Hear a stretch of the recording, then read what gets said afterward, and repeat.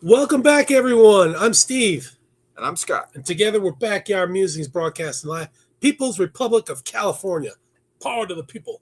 Yep, we're in the backyard and we're talking science and technology. Okay, a recent study from Flinders University. And you didn't make that up, right? No, that's not made up. No, Okay.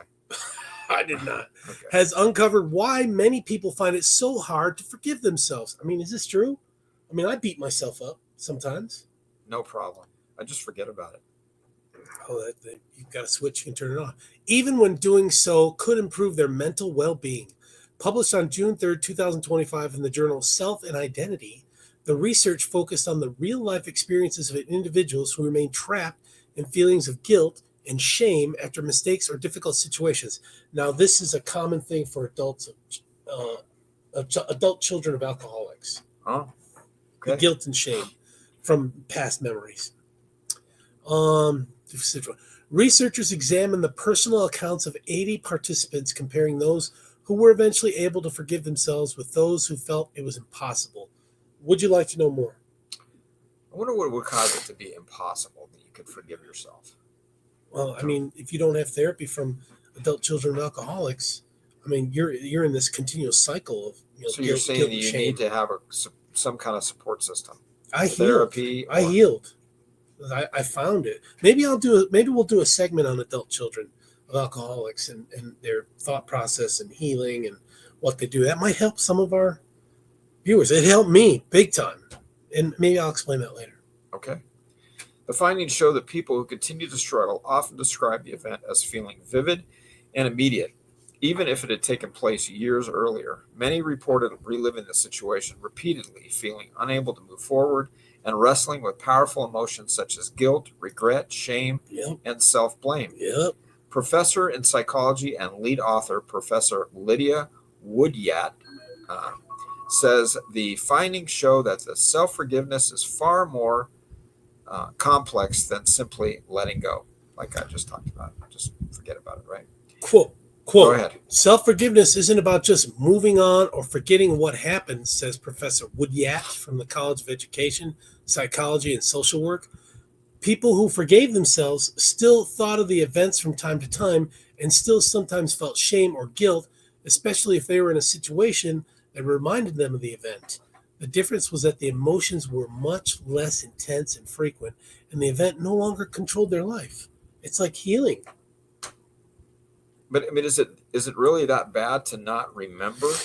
I mean, to let it eat at you is one thing, but to just remember, because if you remember, that's kind of like history, right? If we study history and we remember it, we're bound not to repeat it, right? Or at least if we do repeat it. If it's something that happened to you rather than you doing something, you don't want to relive that. Okay. You don't want to relive that. Okay. That's where you get caught up. Something that happened to you. Yeah. Somebody did something to you. Or maybe you did something.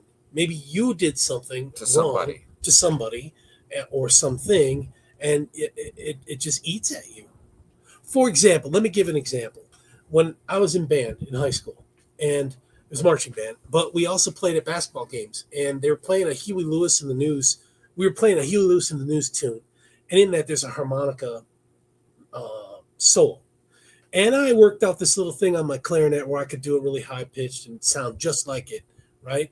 And we were playing that song, and I did that, and the band director like exploded like a volcano, which he had every right to, but that just caused feelings of guilt and shame all of my life. I can think back to that.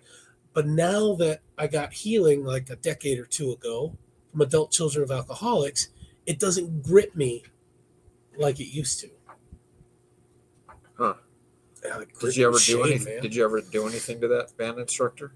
No. Great man. He's a good man. I loved him. Yeah, but he could have handled it a lot better. Yeah, but I mean, it was so unexpected that so you're saying you deserved. Are you saying you deserved it? I deserved a reprimand on the spot. Well, a reprimand. What are you doing? A reprimand, like yelling like that in front of God and everybody, or could it have been something that you? How else would he shut me down? How else would he have shut me down? I mean, he wanted to shut me down on the spot because it wasn't called for. I just did it. Did it sound good? Who knows, man? I don't know. I well, thought I'm just trying to get to the bottom of it. I mean, it sounds like the guy may have been out of line. But I mean, he's a band director. I mean, if you're a band director at back school, in those days, let us know how you I feel. probably would have. What would you have done? Well, we won't go there, but that was a different life for me. So. Well, anyways, they grip me with shame and guilt for doing that for the longest time. Did any band members give you a bad time about it too? I was so traumatized. I didn't remember. I don't know. I just remember his reaction. That's all I remember. Which caused those feelings of guilt and shame. Sounds uncalled for. You know, I mean, I can remember getting swats in elementary school. And I had my hair pulled in elementary school by a teacher, shaking back and forth. Your hair. Oh, A first grader. I was a first grader.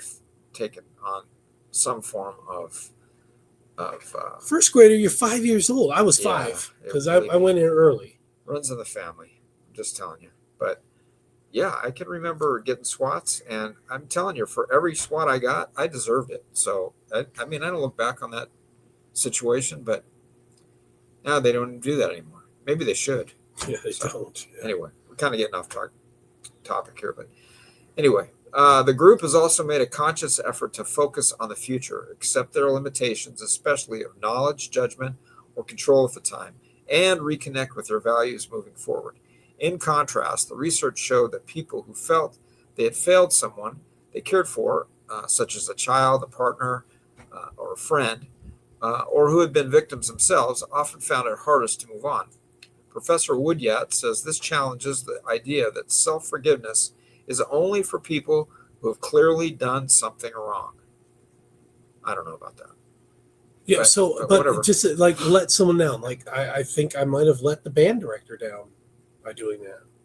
Not clearing it with them, or he probably would have shot it down if I cleared it with him. I think, considering when you're in the band, you're kind of artsy, right?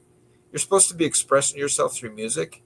I mean, you were trying to do something, right? But it was a whole band, ensemble, not just me. No. But you were just trying to add a little bit to that, right? That's what I thought. Being creative minds. That's what I thought. So, maybe, who knows where you could have gone? You could have become the next Tommy Dorsey. If you had on the clarinet. Did you stop playing clarinet? No. Kept playing? Yes. You still play? Yeah, no. Yeah, see, so you did stop. So, anyway. Okay. All right. Quote, sometimes self-condemnation, guilt, and shame arise when wrong is done to us or in situations where we feel a heightened sense of responsibility, even if there's no way we could control the outcome, she says. Emotions are a clue to what the brain needs to resolve in order to move on from the self-condemnation. Emotions are the hurt that indicates the site of the possible injury, if you will. Okay. Quote, in the case of shame, guilt, and self-condemnation, this is about our brain helping to work through moral injury that is core threats to psychological needs like agency, such as a sense of choice, control, and autonomy, and our need for belonging. Oh, here we go. Such as being an appropriate group member or relationship partner. Band. Yeah. And live according to those shared values. Unquote. Okay, now we're getting into some Freudian stuff. So the study also found that self-forgiveness is not a one-time decision, but a process that takes time, bless you, reflection, and often support from others. Excuse me. Professor Woodyat says the findings are important for mental health professionals who work with people dealing with guilt and shame. We've been hauling hay this morning, so we were helping out so that's friend from church. Problem. Another quote: helping someone forgive themselves isn't about telling them, "Don't feel ashamed for this. It's not your fault," because maybe it is your fault. This is what she said. Who is she? We're going to get into that. Woodyat. Okay. So it's a doctor. Okay, she's a she. It's about helping them understand where that shame or guilt is coming from and working through those underlying psychological needs, moving from moral injury to moral repair, reaffirming their sense of agency and moral identity moving forward. See, I'm more of a, having fun and at somebody else's expense kind of guy. So the bully. Yeah, I was when I was a kid, but I definitely am not that now. No, you're mellow. No. Yeah. Criminologist and psychologist Dr. Melissa De Palumbo, not making that up, says the study offers valuable insights for criminologists by revealing how people process guilt and responsibility, key factors in understanding offending behavior and rehabilitation. Quote, in research, we drew on real stories from people reflecting on painful experiences, some going back decades, said Dr. Vel Palumbo from Flinders College of Business, Government, and Law. What's she doing in that business? And that's a Vel hyphen Palumbo. So, right? So it used to be Vel, Dr. Dave Vel. Yeah, Dr. DeVell. Huh. That gave us a unique window into how people actually live with guilt, shame, and self-blame over time.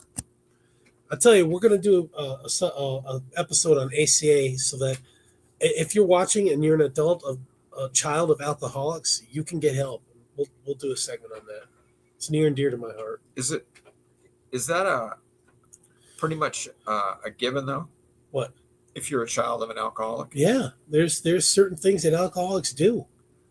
All alcoholics do. But does it always affect the kids in the same way?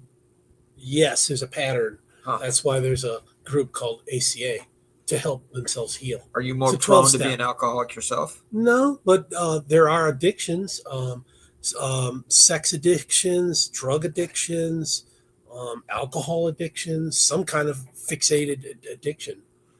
Quite often. Huh. Quite often. Okay.